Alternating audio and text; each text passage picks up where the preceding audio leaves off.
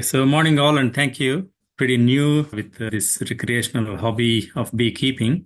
So, I did initial consultation. Actually, met Rebecca at her work doing one of the food safety audit, and then Rebecca has actually put me through Barry, and then the journey started.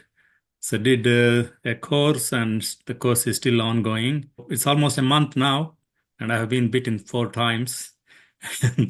Still getting used to learning the techniques of inspections and what to do, what not to do. So it's a quite good journey. I guess I have a questions I can ask Rebecca here and coming on this forum, and also whenever possible, I have time and helping Barry to do some inspections or harvesting honey. So that gives me a practical perspective of learning. Thanks, Ambi. These are some aspects of the practical beekeeping course, which, as you say, does continue on with future inspections if you are helping other people with their hives. And we may have one person today that we may be able to help at their hive. So we are inspecting the hive and looking for eggs. One of the technique that was been highlighted was to look in the sunshine. So we just have to make sure that the enough light is there so that we can see these small eggs in there. Sometimes it's very hard to identify, but if you look carefully and you can actually see them. Middle one, and when you have to inspect 7, 8 frames, and it's easier to sit down and inspect the frames, and the easiest way to hold it and how to turn and look for both sides. I felt quite comfortable doing this. Otherwise, you'll have to keep bending and standing. This is a little bit easier. Finding out the queen. This is a little bit hard. Sometimes keep looking one after the other. We did with Barry, and once we couldn't even find the queen, but it is there somewhere. But a couple of times I was able to actually identify the marked queen, and then we isolated the frame. And with terms of the course, so we are going through all the questions and answering and making sure that all the content that we are supposed to be covering in the course, taking some notes and writing the answers and discussing with Barry. So that's giving me a practical approach. Thanks, Ambi. You decided after this that, yeah, you will go ahead and get a colony. You've actually already bought, assembled, and painted a polystyrene IQ hive. So we went over to your place, and what are we doing here, Ambi? We have inspected the surroundings of the area and looked for various plants surrounding my place to ensure that the bees have enough activity of collecting pollen and nectar from these plants. So that will also give us some indication of what sort of plants available for them on the fields. Just a couple of points about these plants. This first one, I think, is swamp gum, which will produce white flowers winter coming into spring. This one here is a weed from South Africa. It does give the honey a bit of a bitter taste, but some people have found that that bitter taste is actually quite nice. It takes a little bit away from the sweetness. The bees will certainly go for that when it's in flower. This plant we haven't identified yet. I don't think it's a eucalypt, but it had buds on it, and it was just starting to flower when we were there. The artichokes, bees love that, and they give a very nice tasting honey, but unfortunately it's a noxious weed, and the council is intent on wiping it off the council area, and they keep spraying it. The same with boxthorn. I had a lot of these two plants near my property 30 years ago. You'd hardly find them now. This one's quite interesting. When it rains, it flowers straight away. So it actually rained, I think, on that day. Here's one flower that's come out, I think, in that afternoon. And these ones here show that it flowered some time ago when it was a wet spell. So we've had mostly dry, but we've have like every 4 weeks we've had a bit of rain, maybe 10 to 20 millimeters perhaps if you're lucky. And that's meant that it's able to flower in response to that. So that's quite an interesting plant. The other plants that we can see here are these distant sugar gums, maybe a bit far away for the bees, but they certainly produce a large amount of very nice honey over midsummer. We're now going to go through how we transferred a nucleus from my place to Ambi's place. So a day beforehand, Ambi came over, and here's the the hive that's got the nucleus in it. It's got a marked queen that we got in November from Bee Scientifics. So what we did is we checked it out that everything was okay, which it was. Then we put this shim on the top, which got a screen on it, which allows plenty of air to go through, but doesn't allow any bees. And then we just put the lid back on. And that's going to be ready whenever we've got the right weather conditions. And we want weather conditions that it rains so that the bees that are out foraging all go inside. The next day, can't believe we were so lucky. Storm front was forecast, and you could hear the thunder, the lightning.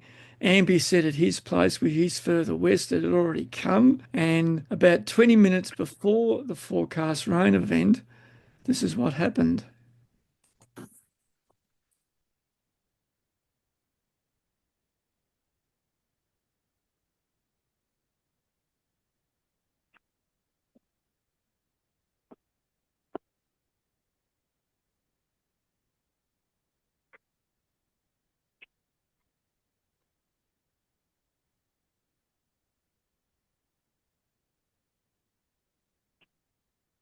Can you see what's happening? How many bees are going in and how many bees are going out? All of them going inside, actually. Yeah, so that's right. So most of them are going inside. If you look carefully, it's fascinating. Actually, I never really bothered to look at this, but they're all going in, and this is 20 minutes before the rain came. You can hear the thunder, lightning. And so somehow they've been able to detect that rain is coming. So I texted Ambi and I said, get ready. Maybe I can cover the entrance when all the bees are inside.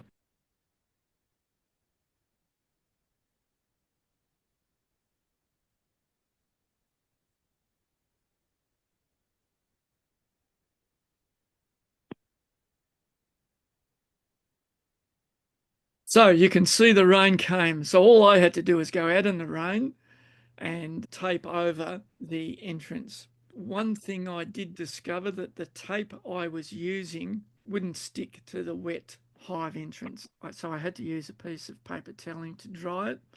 And in the future, if I had to do this again, I'd put a umbrella over the entrance. So hopefully that might have kept it dry, so it was much easier for me to cover the entrance. But once you get wet, you can't get any wetter. So that was good. Then I called Ambi to come over to collect his hive. He wanted my wife and son to help me with this journey. So I brought and along with me, and we carefully lifted the hive and placed in the car, making sure that there's well ventilated and well secured, and we are reaching to our place. And this is the lid just sort of sitting above it. It's not actually covering it. So how did we go? Let's have a look. Bit of a drive, maybe 40 minutes away. Ambi's son is just checking that his base, Ambi made up this base that we could put the hive on, just checking that it's sloping slightly towards where the entrance will be, which it is. So we're just removing it from the car and taking it to the backyard. And in here is the one we are transferring the frames into the Hive Q polyhive. So we located the queen at that time there, yeah. So it is still there. And that's the setup. We had a few bees that dropped onto a sheet of cardboard in the transfer. So we actually moved that sheet of cardboard and put it against the entrance there. And those bees very quickly moved into the hive. So the hive already is releasing the hive smell, the queen pheromone, and these bees were able to go in quite quickly. These are those volcanic rocks that we collected for the water supply. So you located the bees' water supply at the rear of the hive. Yeah. So it's just in a dish. These rocks are put in the dish, and the bees are able to get the Water from there, yeah. in the rocks, and that works quite well. Yeah. So initially, Ambi had the supply in front of the hive and they weren't using it much, but we learned from another beekeeper it's better to put the water supply behind because the bees leave the hive and defecate, and they often defecate in their water supply and, of course, won't use it. So all good so far. Any updates, Ambi? Yeah, I actually, on the 42 degrees day, I actually went out and observed the hives, see, how are they. And I don't know, for some reason, I thought placed a towel on top of the hive and put some water on as well to just to cool it down. But I see most of them come out of the hive and trying to cool it down with their wings. But generally, it looks like they're all settled in well now. So we'll organize some time to do another inspection and maybe adding another box on the top, or maybe introducing maybe a couple of frames. And did you have an experience with a neighbor and using the neighbor's water supply? Yes, my opposite neighbor had a air con unit, and with this heat, when the air con is going on, the condensate of water coming and dripping through the one of the area, and he told me that there's a lot of bees gone there, drinking water from that area. But apart from that, there's all the neighbors are nobody knows that I have even a hive except the friend of mine, but I think they're all doing their job well. I'm yet to discover more things. Thank you, Ambi. So we'll have another report maybe in a month's time. By Yeah. then, perhaps we might have put the second box on. I'm a little bit hesitant that you've got to wait till the colony is strong enough to do that, but we'll have a look in a few weeks' time and see.